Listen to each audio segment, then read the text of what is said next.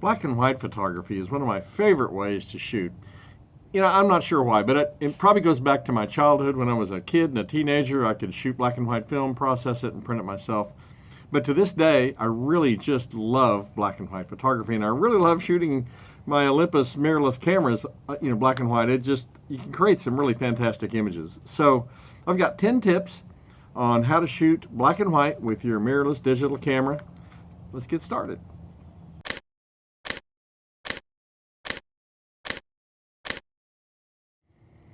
You know, there's something really special about black and white images. I've always loved black and white, and probably some of my favorite images are black and white. There's an emotion that black and white images bring. There's tonality. There's just something about black and white that I really love. And I love shooting my Olympus mirrorless cameras, shooting them for black and white, because you can just create some amazing images in black and white. I think in some ways maybe better than what you can do with film. I mean, you have a lot of control. I know, I've printed black and white. You can dodge and burn and adjust contrast and do all those things to make great black and white images. But you can do it with a digital camera, well, I think maybe even a little better. You have control that you really don't even have when you're shooting film. So one of my favorite ways to create black and white images is with my mirrorless cameras. So let's get started. Tip number 1 is change your electronic viewfinder, your EVF, to monochrome or black and white. In Olympus speak, that's called monotone. I'm sure other camera companies call it something maybe a little different, but whether it's monochrome or monotone or black and white or whatever they want to call it in your camera, set your EVF to that. That way you can pre-visualize what the image is going to look like as you're taking the pictures. This really helps judging composition and choosing scenes. I mean, some scenes, some things just don't quite work as well in black and white. By being able to pre-visualize this, you really have an advantage in terms of being able to judge what your final image is going to look like in black and white. So I think it's a great help. Maybe somewhere down the road you get used to shooting black and white enough that it doesn't matter. Unlike with a film camera, obviously you look through the viewfinder, you don't see black and white. But I think it's really helpful when you're shooting black and white with a digital camera to set the EVF to monochrome. Okay, number 2 is Olympus cameras have what's called Live View Boost. And Live View Boost adjusts the display brightness when you adjust your exposure so that the image is always nice and bright and you can see what's in the image. But you want to turn that off. The Live View Boost will not allow you to see what changes in exposure, how they're affecting the image. So turn Live View Boost off. Other camera companies probably call it something different. But if you turn that off, as you make exposure changes, you'll be able to see the effect of those changes on your final image. So you get a better idea of what your final image is going to look like. I know most cameras will give you a brief preview of the image after you take it, so you can kind of see, but I think it's really more helpful to turn that Live View Boost off. You can actually really judge what the image is going to look like before you take the picture. All right, number 3 is I like to shoot RAW plus JPEG. If for some reason I decide I want the image in color, of course I have the RAW file, I can do that. But I like the black and white JPEG because it gives me a reference. When I'm doing the post-processing on my image, it gives me something to kind of remind me what I was seeing in the viewfinder and how I adjusted the camera, what I wanted it to look like.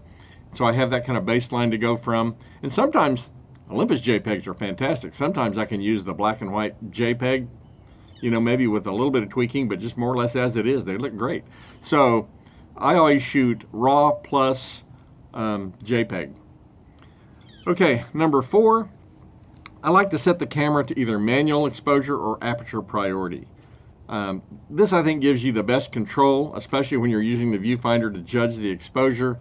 My personal favorite is, especially when shooting vintage or manual lenses like this TT Artisan 35 f1.4, I like to shoot aperture priority. That way on my lens I can set whatever aperture I want the lens to be at, and then the camera will choose a shutter speed. I use exposure compensation. I have my front dial here set to adjust exposure compensation, and I can fine-tune the image to get the brightness level that I want. If you like using histograms, of course, you can certainly turn that on. But I like doing aperture priority with exposure compensation. That's my favorite. But manual, and really manual is the same way. You know, even if you're using a modern lens that's everything's controlled by the camera, you can manually adjust the aperture and shutter speed to get what you want. So either way works, but you want to have manual control over your exposure. Tip number 5 is, if your camera can do this, set your focus peaking to red. Now, some cameras, when you have the viewfinder set to monochrome and you set the focus peaking to red, you can actually see red against your black and white image. Unfortunately, with Olympus cameras, if you do that, you notice that I hit the button for my focus peaking and it turns back into color. So it doesn't really help on Olympus, but I understand on a lot of other cameras you can actually set the viewfinder to monochrome, set your focus peaking to red. Really makes those highlights jump out when you're doing your manual focusing. So if you're shooting a manual lens, give that a try with your camera, see what it does. I mean, the red's always nice and easy to see in most cases, unless you're shooting red flowers or something. So that's helpful, but if your camera will do it, with your monochrome viewfinder, your viewfinder set to monochrome, try red focus peaking, see if that'll help you. Okay, tip number 6. I like to sometimes, not always, sometimes I want no grain or as little as possible, but sometimes I like to set a fairly high ISO so that I can add some grain to the image. Now, I've talked about this in a previous video about making your images look more film-like with Olympus cameras or Micro Four Thirds cameras. But sometimes I like to set a slightly higher ISO to add just a little bit of grain to the image, makes it a little bit more film-like. Sometimes that helps add to the mood of the image. So don't be afraid to use high ISOs to add a little bit of grain to your image. That's always helpful. Okay, tip number 7. I like to use a slightly darker exposure than I might otherwise do. When I'm shooting black and white, I like my dark tones to sometimes be just a tiny bit dark. Maybe it's only half a stop, a third of a stop, sometimes maybe a little bit more, 2/3 of a stop. But I like to get my dark tones nice and dark. I want to make sure I don't blow out any highlights. And so watch your exposure very carefully, but I tend to, if I'm going to choose one way or the other, I tend to expose slightly darker, stop down a little bit more, or slightly higher shutter speed. So you can see this in your viewfinder, of course, and this is one of the reasons you want to turn that live view boost off. And if you're concerned about what the final image will look like, don't be afraid to bracket.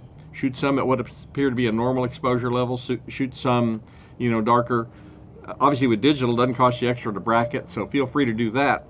But in general, I tend to shoot the images just slightly darker. Okay, tip number 8, and I think this is real important. In your post-processing, don't be afraid of dramatic contrast and slightly darker tones. To make those black and white images that really have a lot of emotion and drama, those high contrast levels, dark tones, really add to the emotion of the image. Some images it obviously doesn't work with, but in a lot of cases, especially when it comes to still lifes and scenics and architecture, things like that, even street photography, sometimes that really is cool. In some cases, if you've got, and you'll probably shoot it this way intentionally, in some cases you'll turn images into a silhouette even, where you just got black and white and the contrast is super high. And so that can sometimes be a pretty neat effect. But in your post-processing, don't be afraid to experiment with adjusting your tones, your contrast pretty high, your tones a little bit low, darkness a little bit, images a little bit darker. I think you'll find that that'll really increase the dramatic effect of your images. And of course, again, we're shooting digital, so you can play around with it all you want. If you don't like it, you can change it back. But don't be afraid to experiment. Some of my best black and white images came about because I just went a little further than normal with some of those settings in post-processing. So don't be afraid of high contrast. Don't be afraid of those slightly darker images. Okay. Tip number 9 is be sure you're trying all the different genres of photography that you'd like to shoot. I think everyone dabbles, they have one thing that they mainly do, maybe one or two, and then they dabble in a few other things. But try black and white in a lot of those things. I mean, if you're into street photography, people photography, obviously that portraits often look really fantastic in black and white. Architecture does. Even landscape images often look great in black and white. I was blown away the first time I shot a bunch of images, macro images in black and white. Some of my macro images in black and white, I mean, sometimes it doesn't work. I mean, I get it. Sometimes it's just not the right thing. But some images, and this is again why you want to set that viewfinder to black and white or monochrome. Some macro images in black and white are just amazing. It's incredible what some of those images can look like. It completely changes the whole aspect of the black and white, the macro image when you change it from color to black and white. It just becomes a very technical image, and in these kind of images you want a really low ISO, you don't want any grain, you want super sharpness, and you can make some images that, I don't know, they're just really amazing. I love macro black and white images. That's one of my favorite things. So try all different kinds of photography that you like to shoot in black and white. You might really be surprised. Some things that you wouldn't think would be that great are, I look back at some of my pictures that my dad was a newspaper photographer back in the 50s and early 60s. And I look at some of his sports pictures in black and white. Of course, that's all they shot for the newspaper. And they're just, some of them are amazing. And usually they're really close-up shots of like a boxer or something, and you can see his face and the sweat and I don't know. When you eliminate the color, the tonality becomes so much more important, but there's a certain emotion that can be drawn from the image that, even with sports images, what I'm saying is sometimes the black and white's the way to go. And don't be afraid to rethink your compositions when you shoot black and white. Like I said, with some of these sports pictures, some of the best black and white images were those really tight shots that had a lot of detail in the image, and you could really see the expression on the person's face and the sweat, and I don't know. It's just, some of those are fantastic. So don't be afraid to try all different kinds of photography with black and white.